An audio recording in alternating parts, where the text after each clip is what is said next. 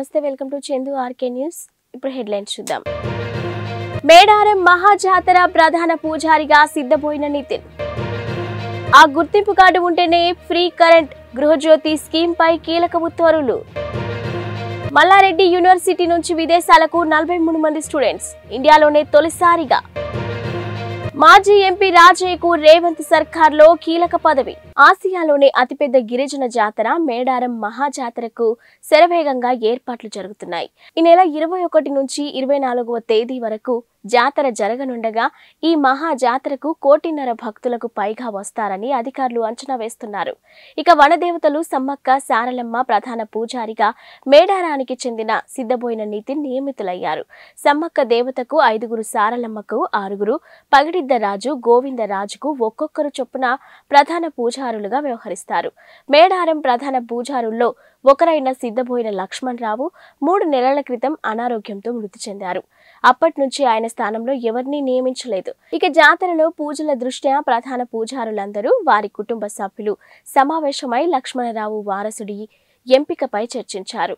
ఆయన కుమారుడు నితిన్ ను ప్రధాన పూజారిగా ఎంపిక చేసి దేవాదాయ శాఖకు సిఫార్సు చేశారు. దీంతో నితిన్ నియామకాన్ని అధికారులు ఇటీవల ఆమోదించారు. బుధవారం నుంచి నిర్వహించనున్న మహా జాతర ఉత్సవంలో నితిన్ మిగతా 12 మందితో కలిసి ప్రధాన పూజారిగా వ్యవహరిస్తారు. తెలంగాణలో కాంగ్రెస్ ప్రభుత్వం 6 గ్యారంటీల అమలుకు సిద్ధమవుతుంది. ఇప్పటికే 2 గ్యారంటీలు అమలు చేయగా మరో 2 గ్యారంటీల అమలుకు రెడీ అయింది. ఇక గృహజ్యోతి పథకం కింద 200 యూనిట్లు ఫ్రీ కరెంట్ ఇస్తామని ఎన్నికల ముందు కాంగ్రెస్ హామీ ఇచ్చిన సంగతి తెలిసిందే. అందులో భాగంగా పథకం అమలుకు కార్యాచరణ రూపొందిస్తున్నారు. ఇళ్లకు ఉచిత కరెంటు అమలు ప్రక్రియలో భాగంగా లబ్ధి పొందాలనుకునే వారు తొలుత ఆధార్ ధృవీకరణ అథెంటిఫికేషన్ చేయించుకోవాలని తెలంగాణ ఇంధన శాఖ గెజిట్ నోటిఫికేషన్ రిలీజ్ చేసింది. ప్రభుత్వ రాయితీ పథకాలను పారదర్శకంగా అమలు చేయాలంటే ఆధార్ సహా గుర్తింపు కార్డులు అవసరమని ఉత్తర్వుల్లో తెలిపింది. బయోమెట్రిక్ విధానంలో ఆ ధృవీకరణ పూర్తి చేస్తేనే పేర్లు నమోదు చేస్తామని గెజిట్ నోటిఫికేషన్ జారీ చేసింది. ఈ పథకం అమలు కోసం ఎప్పటికప్పుడు జారీ చేస్తే ఉత్తర్వుల్లోని నిబంధనల మేరకు లబ్ధిదారులను ఎంపిక చేయాలని డిస్కంలకు ప్రభుత్వం సూచించింది. ఇక గృహజ్యోతి పథకం ద్వారా లబ్ధిదారులకు ఆధార్ ధృవీకరణ ప్రక్రియ డిస్కంలు చేపట్టాలని ఇంధన శాఖ నిర్దేశించింది. ఇక లబ్ధిదారులు తమ పేర్లు నమోదు చేయించుకోవాలంటే ఇంటి కరెంటు కనెక్షన్ ఎవరి పేరు మీద ఉందో వారి ఆధార్ను ముందుగా విద్యుత్ సిబ్బందికి అందజేయాలని పేర్కొన్నారు. హైదరాబాద్లోని మల్లారెడ్డి యూనివర్సిటీ స్టూడెంట్స్ అదరగొట్టారు. School of agriculture sciences BSc agriculture నుంచి 43 మంది విద్యార్థులు విదేశాలకు ఎంపికయ్యారు. అమెరికా, నెదర్లాండ్లో జరిగే అగ్రికల్చర్ లర్నింగ్ ప్రోగ్రాంకు విద్యార్థులు ఎంపికయ్యారు. మొదటగా ఈ నెల 19న 2 విద్యార్థులు అమెరికాకు వెళ్లారు. ఈ నెల చివరి వారంలో మరో 30 మంది విద్యార్థులు అమెరికా, 13 మంది విద్యార్థులు నెదర్లాండ్కు వెళ్లనున్నారు. ఇండియాలోనే తొలిసారిగా మల్లారెడ్డి యూనివర్సిటీ నుంచి అగ్రికల్చర్ విద్యార్థులు అమెరికా, నెదర్లాండ్ పంపినట్లు అగ్రికల్చర్ డీన్ డాక్టర్ రాజారెడ్డి వెల్లడించారు. విదేశాలకు వెళ్లేందుకు ఎంపికైన విద్యార్థులను మాజీ మంత్రి మల్లారెడ్డి గ్రూప్స్ అధినేత చామకూర మల్లారెడ్డి అభినందనలు తెలిపారు. అమెరికా, నెదర్లాండ్ వెళ్లే గొప్ప అవకాశం విద్యార్థులకు వచ్చిందన్నారు. ఈ అవకాశాన్ని సద్వినియోగం చేసుకోవాలని సూచించారు. ఇక తమ యూనివర్సిటీ నుంచి 43 విద్యార్థులు విదేశాలకు వెళ్లడం సంతోషంగా ఉందని చెప్పారు. మాజీ ఎంపీ సిరిసిల్ల రాజయ్యకు రేవంత్ సర్కార్ కీలక పదవి కట్టబెట్టింది. ఆయన్ను రాష్ట్ర ఫైనాన్స్ కమిషన్ చైర్మన్ గా నియమించింది. ఈ మేరకు గవర్నర్ తమిళిసై శుక్రవారం ఉత్తర్వులు జారీ చేశారు. ఇక ఆయనతో పాటు వికారాబాద్కు చెందిన ఎం రమేష్, సూర్యాపేట జిల్లాకు చెందిన సంకపల్లి సుధీర్ రెడ్డి, మహబూబాబాద్ జిల్లాకు చెందిన నెహ్రూ నాయక్ మాలోత్ ను కమిషన్ సభ్యులుగా నియమించారు. వీరు 2 ఏళ్ల పాటు ఈ పదవుల్లో కొనసాగనున్నారు. కరీంనగర్ జిల్లా మానకొండూరు మండలం లింగాపూర్కు చెందిన సిరిసిల్ల రాజయ్య ప్రాథమిక విద్య లింగాపూర్లోని ఇంటర్ కరీంనగర్లో పూర్తి చేశారు. ఇక హైదరాబాద్లో ఉన్నత చదువులు చదివిన ఆయన జమ్మికుంట వ్యవసాయ శాఖ అధికారిగా పనిచేశారు. ఆ తర్వాత వీణవంక, జగిత్యాల, జమ్మికుంట, పెద్దపల్లి, సుల్తానాబాద్ మండల అభివృద్ధి అధికారిగా విధులు నిర్వర్తించారు. ఇక ఆదిలాబాద్, వరంగల్ జిల్లా పరిషత్లో డిప్యూటీ సీఈఓగా విధులు నిర్వర్తించి ఉద్యోగ విరమణ చేశారు. అనంతరం 2009లో కాంగ్రెస్ నుంచి వరంగల్ ఎంపీగా ఎన్నికయ్యారు. 2015లో రాజయ్య ఇంట్లో ఆయన కోడలు సారిక, మనవళ్లు అభినవ్, అయాన్, శ్రీయాన్ అనుమానాస్పద స్థితిలో మంటల్లో సజీవ దహనమయ్యారు. ఈ ఘటనపై అనుమానాస్పద మరణాలుగా కేసు నమోదు చేసుకున్న పోలీసులు సిరిసిల్ల రాజయ్య దంపతులతో పాటు సారిక భర్త ఇతర కుటుంబ సభ్యులను అరెస్టు చేసి వరంగల్ జైలుకు తరలించారు. ఆ తర్వాత వరంగల్ జిల్లా కోర్టు వారిని నిర్దోషులుగా తేల్చి తీర్పునిచ్చింది. రానున్న లోక్సభ ఎన్నికల్లో వరంగల్ నియోజకవర్గం నుంచి పోటీ చేయడానికి పార్టీ టికెట్ ఆశిస్తున్నారు. ఈ నేపథ్యంలోనే ఆయన్ను ఫైనాన్స్ కమిషన్ చైర్మన్ గా ప్రభుత్వం నియమించడం గమనార్హం. శ్రీకాళహస్తి పట్టణంలో కాపు సంక్షేమ శాఖ ఆధ్వర్యంలో శ్రీకృష్ణదేవరాయల జయంతి వేడుకలు ఘనంగా నిర్వహించారు. పట్టణ అధ్యక్షులు పసుపులేటి నవీన్ కుమార్ నేతృత్వంలోని కొత్తపేటలోని కార్గిల్ సెంటర్లో కృష్ణదేవరాయల జయంతి వేడుకలు నిర్వహించారు. ఈ సందర్భంగా బలిజ సంఘం నాయకులు మాట్లాడుతూ శ్రీకృష్ణదేవరాయల కీర్తి ప్రతిష్టలు వర్ణించలేనివని, ఇక భావి భవిష్యత్తులో కూడా ఆయన చేసిన పనులు ఆదర్శంగా నిలుస్తాయని కొనియాడారు.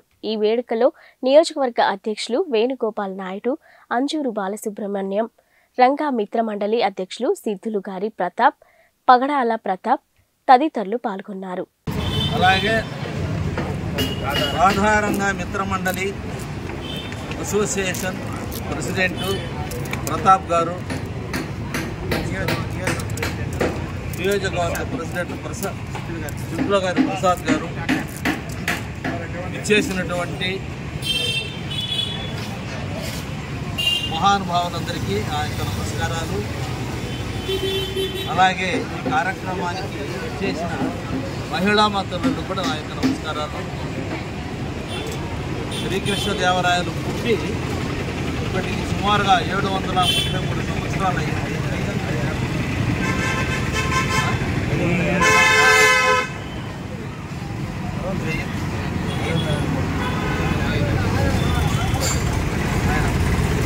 1489లో జన్మించాడు. ఆయన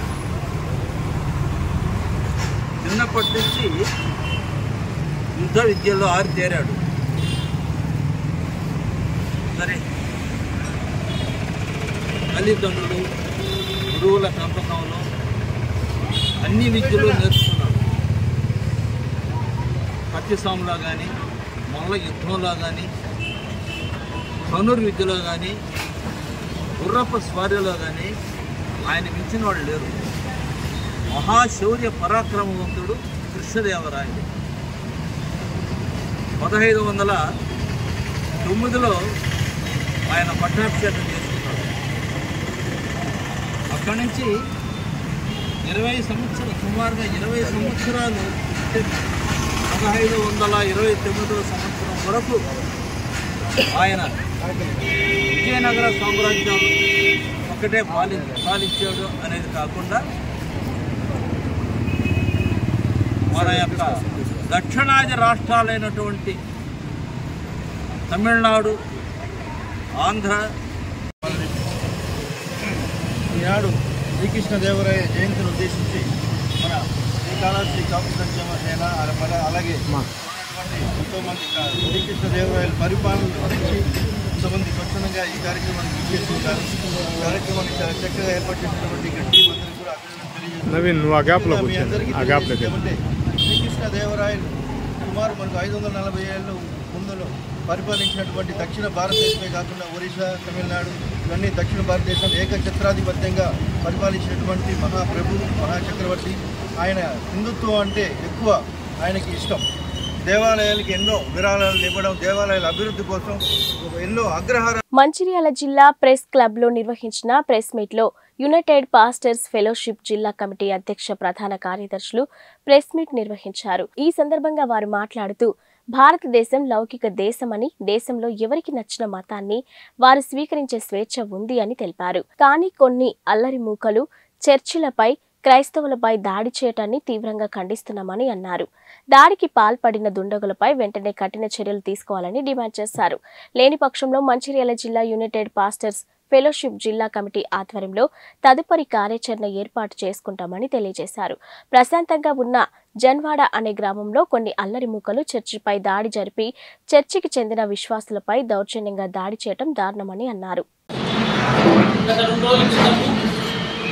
రంగారెడ్డి జిల్లా జన్వాడ గ్రామంలో కొన్ని అల్లరి మూకలు క్రైస్తవ ప్రార్థనా మందిరం మీద, మా సహోదరులు క్రైస్తవులు మందిరంలో చర్చిలో ప్రార్థనలు నిర్వహించుకుంటున్నట్లు అనుకున్న సందర్భంలో కొన్ని అల్లరిమూకులు సుమారుగా 200 మంది వరకు కొన్ని అల్లరిమూకులు ఆ చర్చి మీద దాడి చేసి అమాయకులను గాయపరిచి అక్కడ ఉన్నటువంటి శాంతిపూర్వక వాతావరణాన్ని వాళ్ళు భంగం కలిగించారు. అదేవిధంగా చర్చిలో ప్రార్థన చేసుకున్న వారి మీద దాడి చేసి వారికి గాయాలయ్యే విధంగా చంపడానికి ప్రయత్నం చేశారు. సో ఈ యొక్క సంఘటనని మంచిర్యాల జిల్లా యునైటెడ్ పాస్టర్స్ ఫెలోషిప్ అసోసియేషన్ తరఫున తీవ్రంగా ఖండిస్తున్నామని చెప్పేసి ఈ సందర్భంగా తెలియజేస్తున్నాం.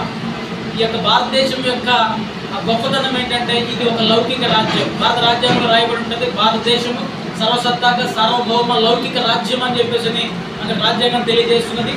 అన్ని మతాలు ఇక్కడ ఎన్నో సంవత్సరాల నుంచి ప్రతి మతం ఇక్కడ విరాజిల్లుతున్నది. కానీ కొన్ని అల్లరిమూకలు ఈ యొక్క గడిచిన కొంతకాలం నుంచి విపరీతంగా అల్లరిమూకలు తయారైపోయి కొన్ని మత మందిరాల మీద కొంతమంది క్రైస్తవుల మీద దాడులు చేస్తూ వారు పబ్బం గడుపుకుంటున్నారు, పైశాచిక ఆనందాన్ని పొందుతున్నారు. దీన్ని తీవ్రంగా ఖండిస్తూ ఉన్నాం. దయచేసి ఈ యొక్క విషయంలో ఇక నుంచి అటువంటి జరగకుండా ప్రభుత్వం వారు కూడా ఖచ్చితమైన చర్యలు తీసుకోవాల్సిందని మేము మనవి చేస్తూ ఉన్నాం. ముఖ్యంగా ఎక్కడైనా సరే క్రైస్తవ మందిరాల మీద ఇప్పుడు దాడులు జరగకుండా ప్రభుత్వము కట్టుదిట్టమైనటువంటి చర్యలు తీసుకోవాల్సిందిగా మేము మనవి చేస్తున్నాం. అంతే మాత్రమే కాదు, అక్కడ ఉన్నటువంటి క్రైస్తవులకు మా జిల్లా నుంచి సంఘీభావం తెలియజేస్తూ ఉన్నాం. అదేవిధంగా వారి కొరకు మేము ప్రార్థన చేస్తూ ఉన్నాం. ముఖ్యంగా గమనించాల్సిన విషయం ఏంటంటే క్రైస్తవుల్ని అణిచివేయాలని చెప్పేసి అనుకుంటే అది సాధ్యపడేటువంటిది కాదు. మొదటి శతాబ్దం నుంచి కూడా ఎంతోమంది ప్రయత్నం చేశారు, కానీ అది విస్తరిస్తూనే ఉన్నది. కనుక క్రైస్తవుల జోలికి ఎవరు రావద్దని చెప్పేసి హెచ్చరిస్తూ ఉన్నాం. ఇక ముందు ఇటువంటి దాడులు జరిగితే ఊరుకునేది లేదు. మేము కూడా తిరిగి మా యొక్క సత్తా ఏంటిదో తెలియజేస్తామని చెప్పేసి నేను మీకు ఈ సందర్భంగా ఈ ప్రెస్ మీట్ సందర్భంగా తెలియజేస్తూ ఉన్నాం. కనుక దయచేసి శాంతిపూర్వకంగా అందరము కొనసాగుదాం. ఈ యొక్క దేశంలో అనేకమైన మతాలు ఉన్నాయి. మన మతాన్ని మనం అవలంబిద్దాం, వేరే మతాన్ని గౌరవిద్దాం.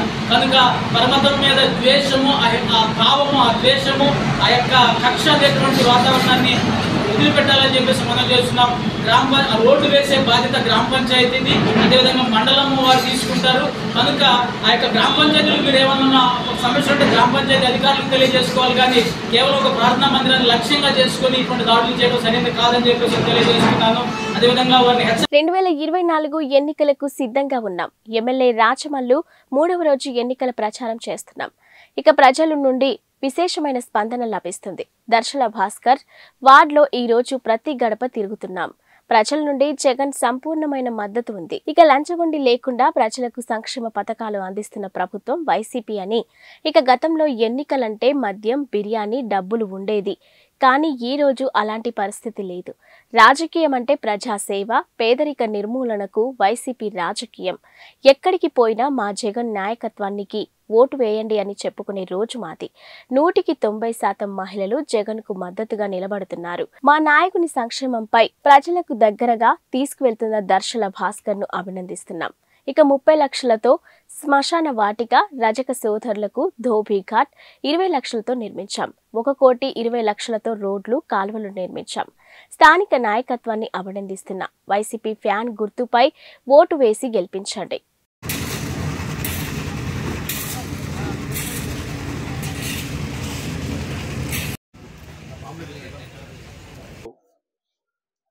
ఎన్నికల యుద్ధానికి వైఎస్ఆర్ కాంగ్రెస్ పార్టీ సంసిద్ధంగా ఉంది అని చెప్పి మా ఎన్నికల ప్రచారాన్ని అందరికంటే ముందుగా ఎంతో సంతోషంగా ప్రారంభించాం. ఇది 3వ రోజు మా ప్రచారం. మొదటి రోజు సాంప్రదాయబద్ధంగా శివపార్వతులకు పూజ చేసి అమ్మవార్షాలలో అమ్మవారి ఆశీస్సులు తీసుకొని కార్యకర్తల, నాయకుల, శ్రేయోభిలాషుల సమక్షంలో దాదాపు 10-15 వేల మంది కార్యకర్తల నడుమ లాంఛనంగా ప్రారంభించినాం ప్రచారాన్ని. ఆ పిమ్మట 1వ వార్డులో నిన్న తిరిగినాం. బొల్లవరం విశేషమైనటువంటి స్పందన, అద్భుతమైనటువంటి ప్రజా ఆదరణ ప్రత్యక్షంగా మేము చూడగలిగినాం. ఈరోజు 2వ వార్డులోకి వచ్చినాం. ద్వార్షల భారతమ్మ, సేట్ భాస్కర్ దంపతులు, మా కౌన్సిలరు భారతమ్మ, వారి భర్త భాస్కర్ రెడ్డి, వారి కుమారుడు గురు వీరి నాయకత్వంలో ఈ వార్డులో ఈరోజు పర్యటించినాం. ఉదయం 7 నుంచి 10 వరకు నేను, నా భార్య ఒకే వార్డులోనే మేము ఇరువురం 2 బృందాలుగా విడిపోయి ప్రతి గడపను ఈరోజు స్పర్శించినాం, ప్రతి తలుపు తట్టినాం. చాలా అద్భుతమైనటువంటి విశేషమైనటువంటి స్పందన, ఆదరణ నాకు కనిపిస్తూ ఉంది. ఎక్కడ ఏ ఇంటి దగ్గరికి పోయినా కూడా చిరునవ్వుతో ఆహ్వానిస్తూ ఉన్నారు. మనస్ఫూర్తిగా, మనస్సు నిండుగా జగన్కు మా సంపూర్ణమైన మద్దతు ఉంటుందని చెప్పి మనస్ఫూర్తిగా చెప్తా ఉన్నారు. నేను 30 సంవత్సరాలుగా రాజకీయాల్లో కొనసాగుతూ ఉన్నా. వివిధ రకాల పదవులలో కానీ, కార్యకర్తగా కానీ, నాయకునిగా కానీ 28 సంవత్సరాలు నేను ప్రచారాలలో పాల్గొన్నా. నేను మనస్ఫూర్తిగా చెప్తా ఉన్నా, ఒక మంచి నాయకుడు, ప్రజల కోసం పరితపించే నాయకుడు, అది కూడా ముఖ్యంగా వివక్షత లేకుండా, లంచగొండితనం లేకుండా ప్రజలకు సహకారాన్ని, సహాయాన్ని, సంక్షేమాన్ని అందించే నాయకుడే గన నిజంగా ప్రజలకు తారసపడితే ఇట్టనే ఉంటుందేమో ఆదరణ, స్పందన అనిపిస్తుంది నాకు. ఇది నేను గతంలో చూడలే.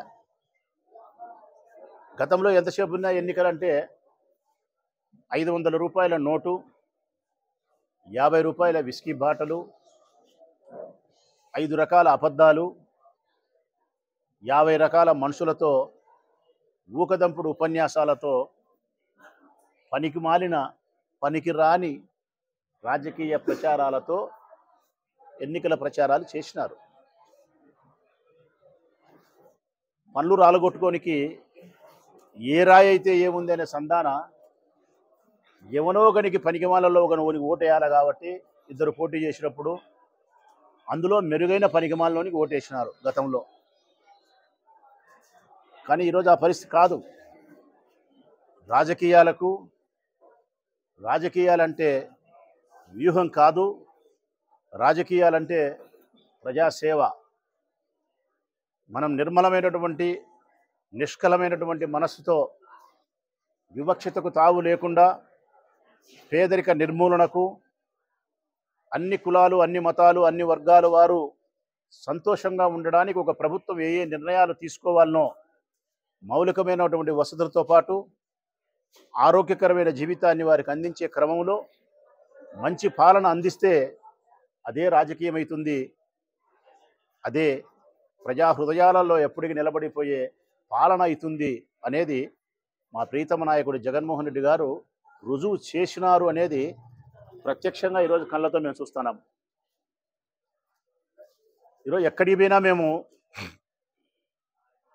నాకు ఓటు వేయి అని చెప్పుకునే స్థితిలో నుంచి మా జగన్ పరిపాలనకు ఓటు వేయి, మా జగన్ నాయకత్వాన్ని మరొకసారి సమర్థించు అని చెప్పుకునే స్థాయికి ఎమ్మెల్యేలను, కార్యకర్తలను తీసుకుపోగలిగినాడు అంటే ఎంత సుపరిపాలన ప్రజలకు అందించినాడు, పేదల కుటుంబాలకు ఆ మనిషి ఎంత దగ్గరైనాడు అనేదానికి ఇదే నిదర్శనం, ఇదే సాక్ష్యం. ఈరోజు 2వ వార్డులోనే తిరుగుతూ ఉంటే 100కి 90 మంది మహిళలు ఏకపక్షమైనటువంటి తీర్పు ఇవ్వడానికి సంసిద్ధంగా ఉండారు. ఇది నేను తెలుగుదేశం పార్టీ వారికి హెచ్చరిక చేస్తా ఉన్నా. నేను అబద్ధమో మీ ఆత్మవిశ్వాసాన్ని సన్నగిల్లడానికో చెప్పడంలే. నేను ఇది సత్యం. 100కి 90% మంది మహిళలు జగన్మోహన్ రెడ్డి గారి పరిపాలనకు మద్దతుగా నిలబడినారు. అందుకే మమ్మల్ని ఇంత విశేషంగా ఆదరిస్తున్నారు, ఆహ్వానిస్తున్నారు. శాస్త్రీనగర్లో కానీ, బుడాయిపల్లిలో కానీ, టీబీ రోడ్డు మెయిన్ రోడ్డు అమ్మడు కానీ ఎక్కడ తిరిగినా కూడా నా హృదయానికి కానీ, నా శరీరానికి కానీ అలసట కాలే. నా శరీరానికి కానీ, నా హృదయానికి కానీ అత్యంత సంతోషాన్ని ఇచ్చే విధంగా ఈ ప్రచారం సాగుతూ ఉంది. దీనికి కారణం జగన్మోహన్ రెడ్డి గారి పరిపాలన, స్థానిక నాయకత్వం యొక్క గొప్పతనం. స్థానిక నాయకత్వాన్ని కూడా నేను మనస్ఫూర్తిగా అభినందిస్తూ ఉన్నా. ఈ రోజు తాడిపత్రి 34వ వార్డులో నివసించే షేక్ మహబూబ్ బాషా, షేక్ నజియా 5వ తరగతి చదువుతున్న పిల్లలు గత 9 సంవత్సరాల క్రితం అనారోగ్యంతో తండ్రి చనిపోయాడు. సంవత్సరం క్రితం అనారోగ్యంతో తల్లి కూడా చనిపోయింది. వారు ఇప్పుడు అమ్మమ్మ షేక్ బీబీ జాన్ దగ్గర నివాసం ఉంటున్నారు. వారి అమ్మమ్మ కూడా చాలా పేదరికంలో ఉన్నారు. చిన్న అంగడి పెట్టుకుని జీవిస్తున్నారు.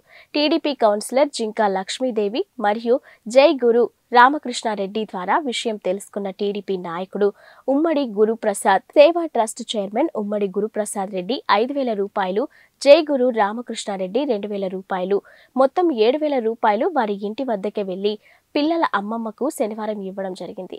ఈ కార్యక్రమంలో టీడీపీ నాయకుడు నాగేశ్వర్ రెడ్డి, ట్రస్ట్ సభ్యులు హుస్సేన్ భాషా, రంగ నాయకులు గంపిరెడ్డి, మహమ్మద్ హుస్సేన్ తదితరులు పాల్గొన్నారు.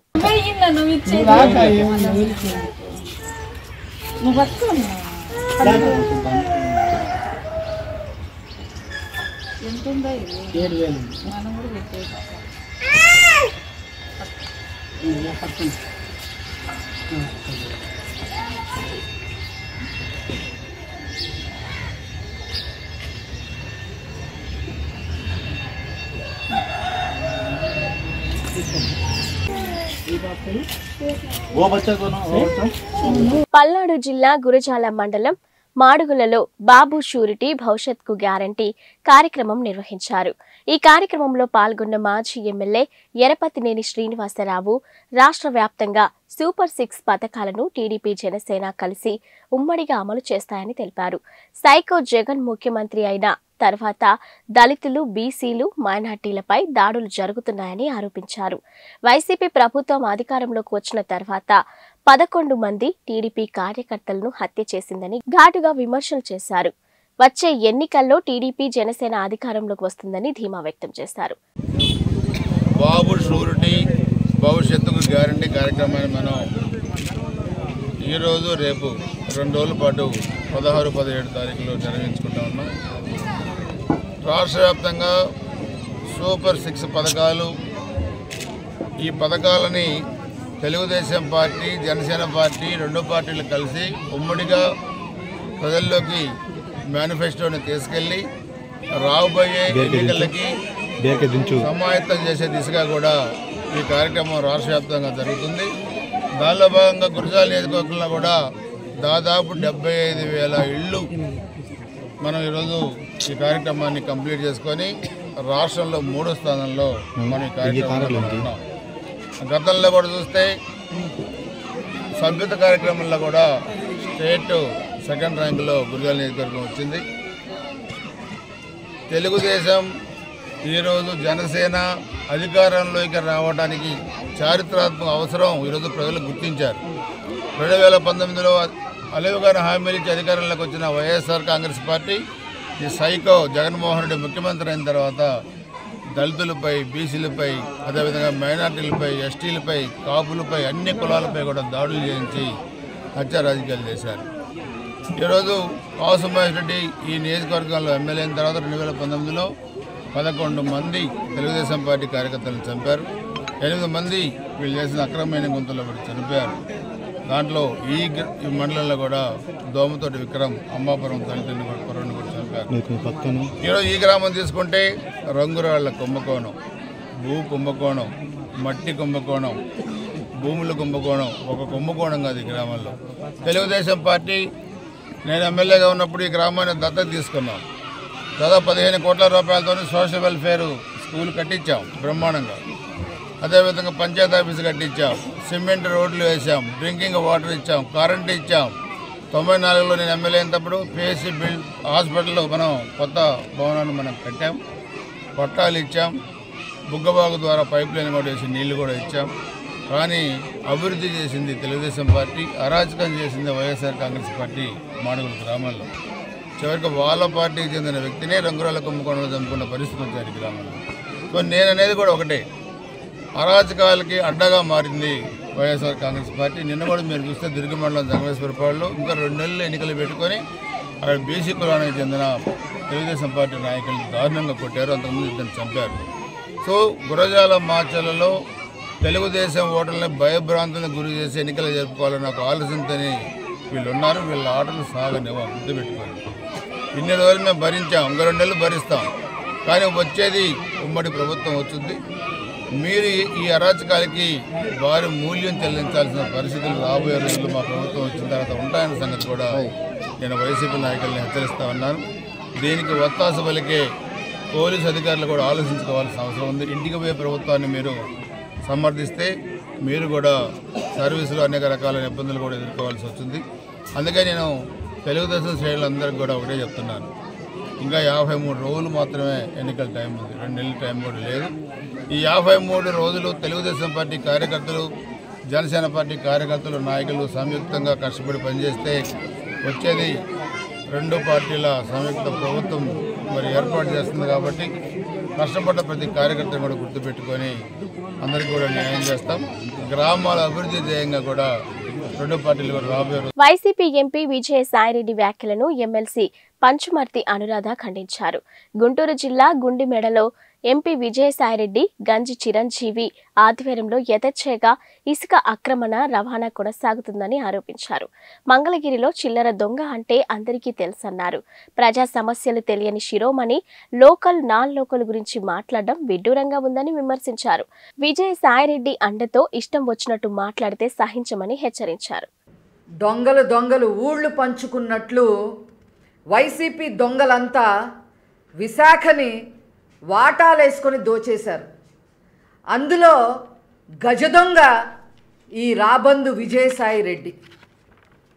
విశాఖ నుంచి తరిమేస్తే ఆ గద్దలన్నీ మంగళగిరికి వచ్చి వాలాయి. ఈ రాబందు విజయసాయిరెడ్డి ఇతని కన్ను పానకాల స్వామి భూములపై పడింది, దేవాదాయ భూములపైన పడింది, పేదల భూములపైన పడింది, రైతుల భూములపైన పడింది. ఈ రాబందు ఈ భూములన్నిటి మీద కన్నేశారు అనే విషయం మంగళగిరి వాస్తవ్యులందరూ కూడా గమనించుకోవాలి అని చెప్పి ఈ సందర్భంగా నేను మనవి చేస్తా ఉన్నా. బహుపరాక్ ఎస్సీ ఎస్టీ ముస్లిమ్స్, బీసీలు, చేనేతలు, మైనారిటీలు అందరూ కూడా బహుపరాక్ అని చెప్పి ఈ సందర్భంగా మిమ్మల్ని అందరినీ కూడా అలర్ట్ చేస్తూ ఉన్నాం. కనురెప్ప ఆర్పారంటే ఆ భూమి మీ భూములన్నీ హాంఫట్, అందులో ఏమాత్రం కూడా అతిశయోక్తి లేదు.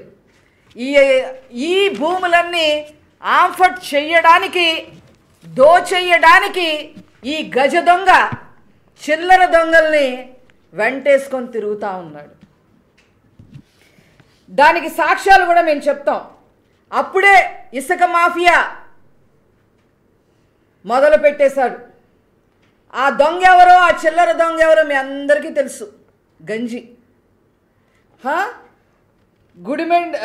గుండిమేడులో అలాగే పెద్దకొండూరులో ఇసుక మాఫియా యథేచ్ఛగా జరుగుతూ ఉందనే విషయం మీ అందరికీ కూడా తెలుసు. ఈ ఇసుక దోపిడీలో తాడేపల్లి ప్యాలెస్ వాటా ఎంత, విజయసాయిరెడ్డి వాటా ఎంత, ఈ చిల్లర దొంగ వాటా ఎంత అని చెప్పి మేము అడుగుతూ ఉన్నాం. చిల్లర దొంగ అని మేము ఎందుకు పేరు పెట్టాము అని అంటే, ఈ మంగళగిరి వాస్తవ్యులందరికీ కూడా అతను ఏం చేశాడో ప్రతి ఒక్కరికి కూడా తెలుసు.